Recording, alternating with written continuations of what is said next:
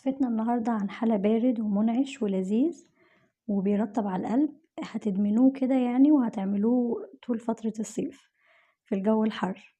النهاردة هنعمل مع بعض حلا الفراولة أو مربى الفراولة، بجد بالكريمة تشيز يعني تحسوا ان هو زي طعمه قريب للتشيز كيك كده، خفيف ولطيف وبجد لذيذ قوي ومنعش. من اول معلقة كده هتحسوا ان انتوا دخلتوا عالم تاني. وبصوا الطبقات بتاعته متناغمة كده وحاجة لذيذة قوي قوي. يلا بينا بقى نقول المقادير بتاعتنا مع بعض.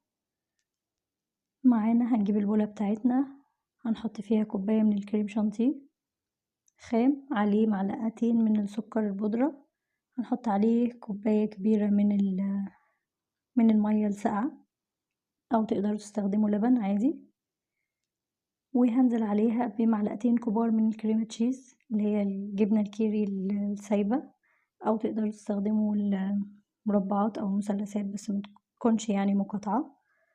وهنقلب كويس كده مع بعض عشان منبهدلش الدنيا حوالينا، عشان احنا كالعادة بنبهدل كل حاجة حوالينا. وهنبتدي نضرب كده الكريمة بتاعتنا لحد ما القوام بتاعها، بصوا احنا مش عايزين القوام بتاع الكريمة تقيل قوي او خفيف قوي، عاوزينه حاجة متوسطة بين البنين.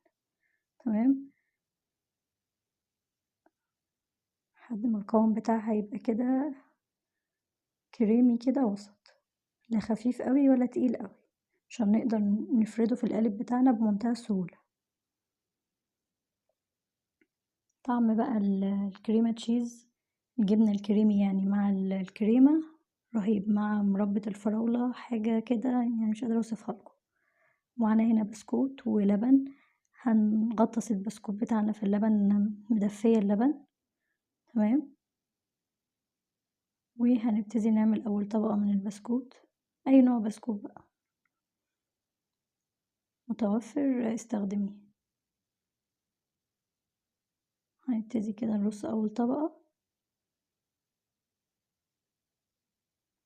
بصوا يعني هيرطب بجد بجد، يعني مش كلام.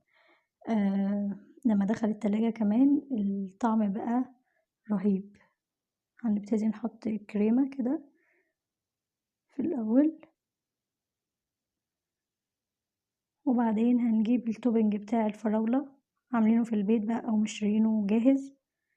تمام، أنا دي مربى فراولة عندي ومخففاها بصوص الفراولة. تمام، نحطها كده ونعملها بشكل عشوائي كده في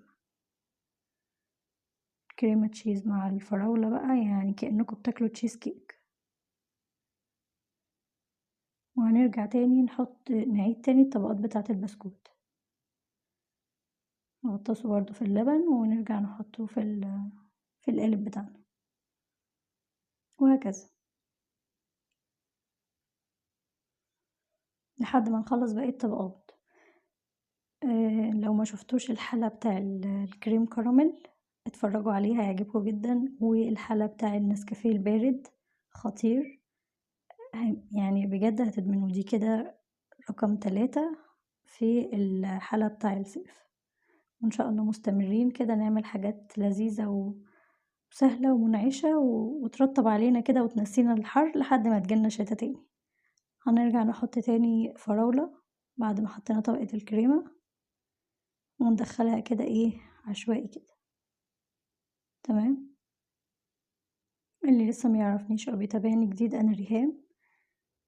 هنا انا حطيت بس الكاميرا ما جابتش، يعني حطيت الفراولة كده بخطوط وعملتها بالستيكس كده تدي شكل لطيف. وكان عندي كام بسكوتة كده متبقيين فكسرتهم، وهنحطهم نعمل شكل جمالي كده حوالين القالب بتاعنا كده، شكل لذيذ يعني. وبقى الحلى بتاعنا جاهز، هيدخل التلاجة.